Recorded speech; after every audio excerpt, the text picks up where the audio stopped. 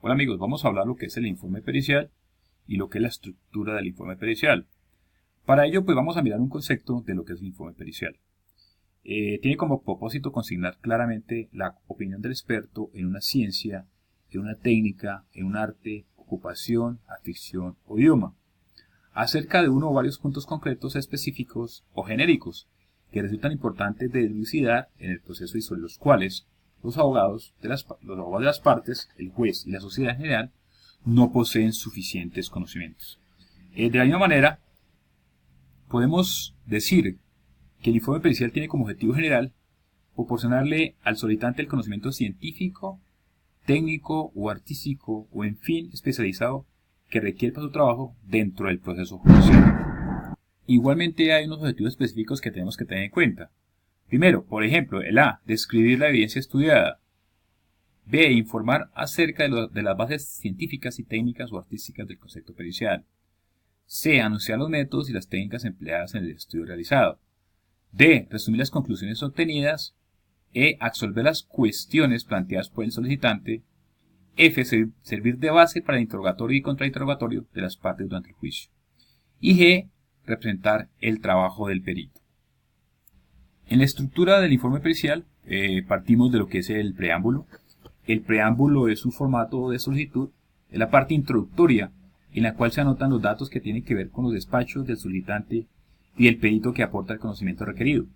El membrete es la identificación del despacho del perito, puede ser un puesto o un centro de salud, un hospital local, el caso de un médico de servicio social obligatorio, una unidad básica en dirección seccional o una unidad de dirección regional o Dirección General del Instituto Nacional de Medicina Legal y Ciencias Forenses, o una entidad de policía judicial con la mención del laboratorio o dependencia específica que realizó la peritación.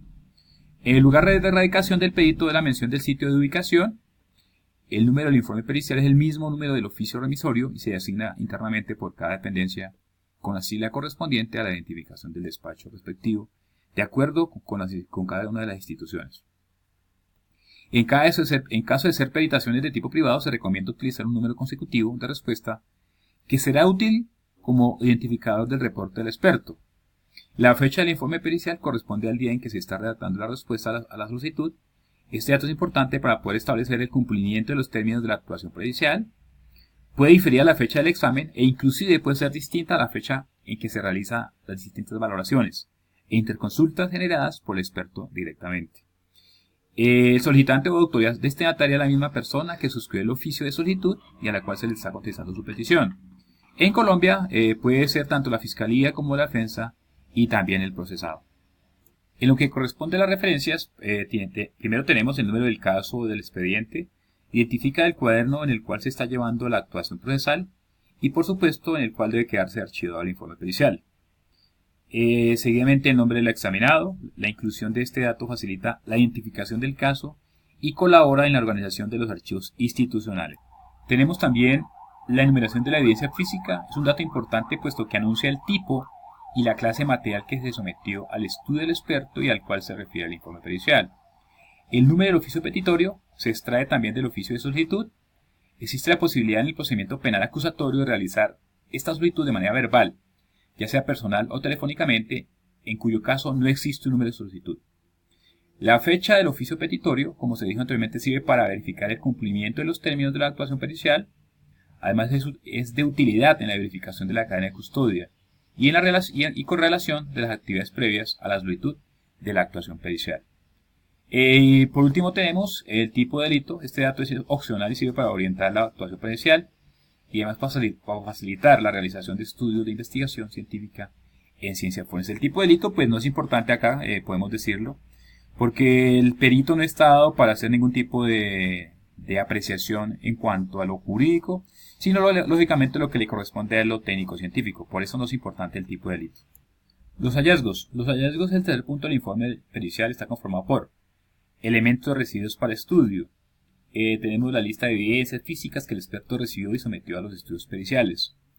El perito debe referirse tanto a los empaques y envases lógicamente contenedores primarios, los que están en contacto íntimo con la evidencia, y contenedores secundarios, los que contienen a los contenedores primarios, como el contenido de los mismos, es decir, la evidencia física propiamente dicha. Esto lógicamente se refiere a lo que es la cadena de custodia, y lógicamente esa cadena de custodia se debe recibir con esos contenedores en buen estado. No se debe recibir de pronto que ya estén rotos, que estén alterados, no se pueden recibir. Entonces aquí es importante tener en cuenta ese contenedor primario y ese contenedor secundario. Documentos, informes, actas y documentos médicos. En caso de que el perito haya consultado informes de policía judicial, historias clínicas o acta de actuaciones procesales realizadas, deberá mencionarlas en este acápite como elemento importante en los que se basa su opinión pericial. Las declaraciones, igualmente, si el perito además basa su opinión pericial en la transcripción o en la grabación de declaraciones de personas, por ejemplo, de familiares del examinado o del médico tratante, deberá hacerlo constar en este punto. La cadena de custodia es importante, lógicamente es lo que nos va a dar el resultado final del estudio, ya que es importante tener en cuenta por los investigadores, por las personas que pueden entrar en contacto, debemos tenerlo en cuenta. En Colombia, lógicamente, se lleva un registro de cadena de custodia y allí se van a saber los intervinientes en la cadena de custodia para poder al final llevar este elemento en buenas condiciones al lugar que le corresponde. Las fuentes de información, el experto deberá dejar claro todas las fuentes de información que ha servido de base de su opinión pericial, por ejemplo las entrevistas, los experimentos realizados personalmente por el perito. Los resultados netos del análisis, exámenes, cotejos, experimentos, consultas e interconsultas que el perito realizó para averiguar la verdad científica que le va a aportar la autoridad solicitante. En cuanto a los métodos empleados, pues se debe incluir los fundamentos científicos y técnicos de los exámenes y análisis y coteos realizados por el experto con mención de las técnicas utilizadas, los instrumentos y aparatos utilizados y las demás, como la bibliografía consultada. También se anotan en este punto las técnicas empleadas en los procedimientos realizados. Algunas se mencionan con nombre propio cuando se trata de técnicas estándares, que están aceptadas a nivel internacional y son usadas en una determinada clase de análisis específico. Aquí es importante resaltar que los instrumentos utilizados deben estar en excelentes condiciones. Los elementos se le debe hacer una bitácora, se debe calibrar cada vez que el elemento se necesita de su calibración, porque es importante para lo que son los estándares de calidad para los instrumentos utilizados en laboratorios. Bien sea normas de calibración como la norma 17025 o cualquier norma para el tema de acreditación de laboratorios en temas forenses. Es importante resaltar que en el informe pericial debe decirse cómo se encontraron estos instrumentos en el momento de utilizarse. En la discusión se pueden tener varios aspectos importantes. Aquí se puede decir que la discusión es una relación o una conexión lógica o correlación entre los hallazgos y las conclusiones expresadas en la opinión del perito en el protocolo del informe pericial. Aquí se habla con un lenguaje común, no de carácter científico. Le ayuda al solicitante a comprender el informe pericial y a analizar los hallazgos efectuados. Dentro del procedimiento penal acusatorio se considera opcional, porque algunos abogados prefieren que este punto se efectúe verbalmente con ellos y que no figure por escrito en el documento pericial. En algunos casos, sobre todo las peritaciones privadas efectuadas por solicitud de la defensa, el experto podría acordar con el abogado defensor la inclusión de algunos otros ítems en el protocolo para responder más específicamente a un determinado tema de prueba en particular. Lo anterior no debe significar que el experto va a escribir aquello que le convenga al solicitante, sino que existen casos en donde es necesario ser más o menos explícito en la expresión, de acuerdo con las necesidades procesales.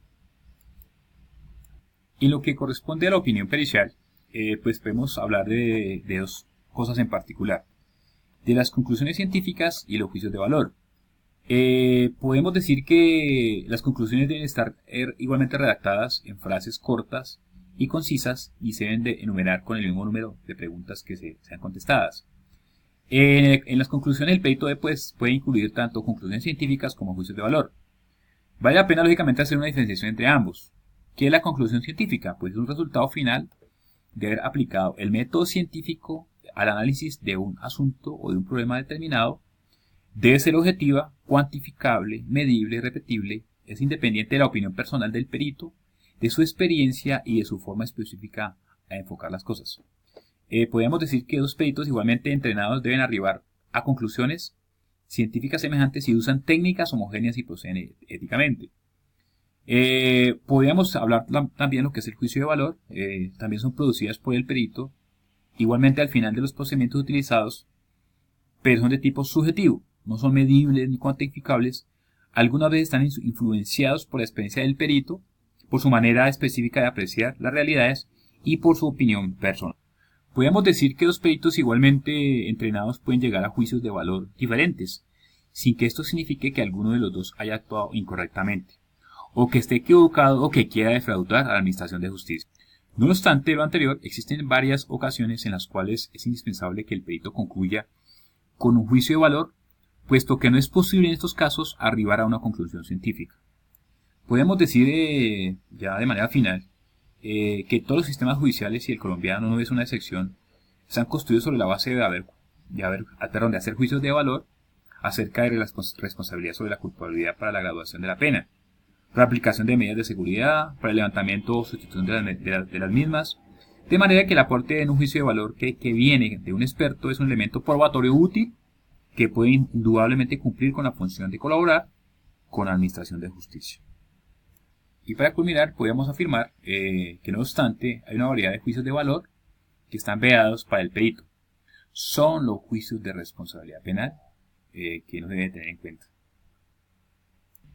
En lo que corresponde a la disposición final de la evidencia, el experto forense debe también mencionar con toda claridad cuál será la disposición final de la evidencia física, es decir, si después de analizada la envía al almacén de evidencias o si la devuelve a la persona solicitante, o si la remite mediante solicitud de interconsulta a otro perito forense para que la practique, lógicamente para que le practique nuevos análisis, o se efectúe retención de las muestras por alguna razón técnica o reglamentaria. Por supuesto que esta disposición final de la evidencia que realiza el perito deberá efectuarse de acuerdo con las disposiciones legales vigentes al respecto y lógicamente con el tema de cadena de custodia. En lo que corresponde a la autoría se incluyen datos de identificación del perito como su nombre y apellidos, el nombre del cargo, el número del código pericial y el documento de identidad. En nuestro Código Procesal colombiano, en el artículo 164, nos habla lógicamente de lo que establece el contenido de la identificación de las personas por cuya mano pase la evidencia física y que por lo tanto son custodios lógicamente de la misma. Finalmente, esta firma del perito, que es el rasgo de su escritura propia que coloca en todos sus informes periciales y que está registrada en los libros de las instituciones y es el aval de la autenticidad de la autoría del informe pericial.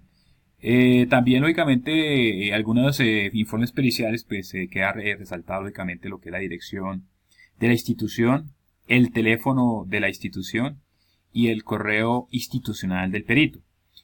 También se puede colocar en el microtexto algunos datos básicos del perito en la parte final de la firma, como para darle cierta autenticidad al documento. Es importante tenerlo en cuenta en la parte final del informe pericial. También se puede colocar un verificador, puede revisar el informe pericial lógicamente al primer perito que hizo su informe para verificar que esté todo en excelentes condiciones, es decir, que todo lo que se ha escrito de manera correcta y lógicamente que esas observaciones que pueda tener el jefe del laboratorio antes de firmar el informe pues los tengan en cuenta. El verificador en la parte final podrá con tinta invisible podrá firmar para poder decir que ese informe pericial tuvo un verificador y use un control del mismo documento. Por último, viene la revisión en el formato, lógicamente, la cual puede ser de tipo técnico, que sea cuando el jefe del laboratorio u otra persona con autoridad científica o técnica revisa el procedimiento empleado, constata la pertinencia de las técnicas utilizadas y da el visto bueno a las conclusiones del análisis practicado. También se puede decir que esa revisión es una revisión administrativa que consiste básicamente en certificar que el perito analista, quien realizó el estudio pericial, es quien firma el informe respectivo, que además hace parte de la planta personal de esa institución o ese laboratorio o sección determinada dentro de la institución y que realizó la intervención pericial dentro de las funciones propias de su cargo. En la mayoría de los informes periciales emitidos por instituciones particulares o por peritos privados no se utiliza este tipo de revisiones dentro del procedimiento acusatorio colombiano. Por último, podemos decir que el informe pericial se puede entregar de unas copias, se puede hablar de un original mejor y 3 copias. El primero, el original se entrega bajo recibo al solicitante, sea la fiscalía, sea la defensa o sea el